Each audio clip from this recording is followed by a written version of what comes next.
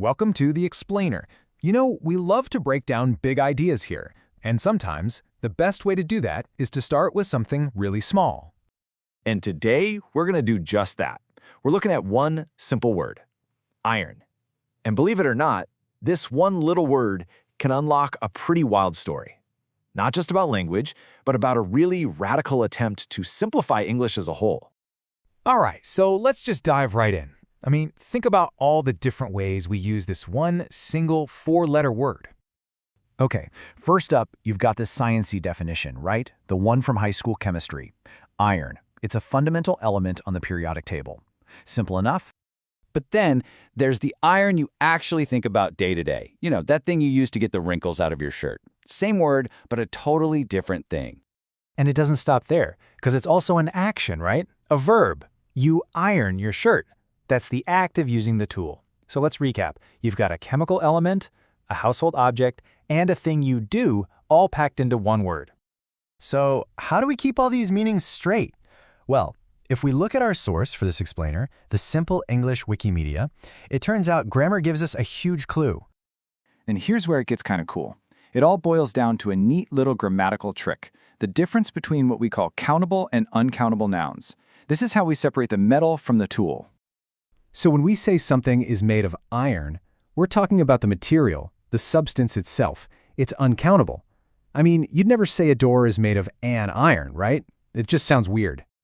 But then you can have an iron sitting on the ironing board. Or two irons, I guess, if you're really into that. Here, it's a specific object you can actually count. And then, of course, you've got the verb. He irons his shirts. It's a clean, simple action, and it's directly tied to the object. Makes sense. So, okay, we have a thing, a material, and an action, all from one tiny word. And yeah, English is full of words that wear multiple hats. But with iron, this isn't just some random accident of language. Oh no, it's a clue that points to something much, much bigger. See, if you look closely at that Wiktionary page, there's this one little sentence tucked away at the top. It's easy to miss, but it changes, well, everything. And that's the kicker.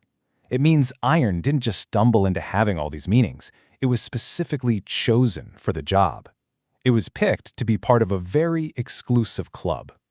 So you gotta ask, right? What in the world is this list? And why is it such a big deal? Well, it all comes down to this one number, 850.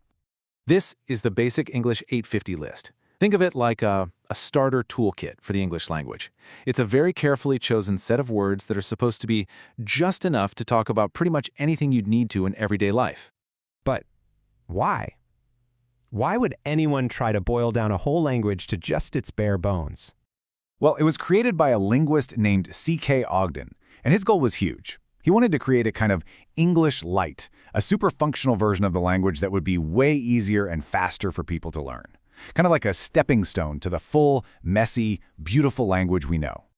The whole theory is that with just these 850 essential words, you can get almost any idea across. The key is picking really versatile words. It's all about maximum efficiency with the smallest possible vocabulary.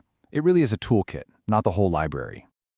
Okay, so let's circle back to our hero word, iron, and figure out exactly why it made the cut for this super exclusive list. Iron is the perfect example of why this works. It's what you'd call a high-value word. Like we saw, it works as a noun in two totally different ways, and it's a verb. If you've only got 850 words to play with, that kind of efficiency is golden. One word doing the job of three? Yes, please. And that's really the big takeaway here. This list isn't just a bunch of random, common words.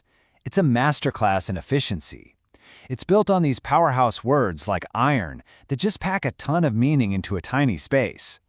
It kind of shows you that great communication isn't always about having a huge vocabulary, right? It's about knowing how to use the right words in a lot of different ways. It's a really cool way to think about language, isn't it? Not as this giant, scary ocean of words you have to memorize, but more like a small, precise set of tools. It really makes you wonder. If you had to build your own toolkit with only 850 words, which ones would you absolutely have to choose?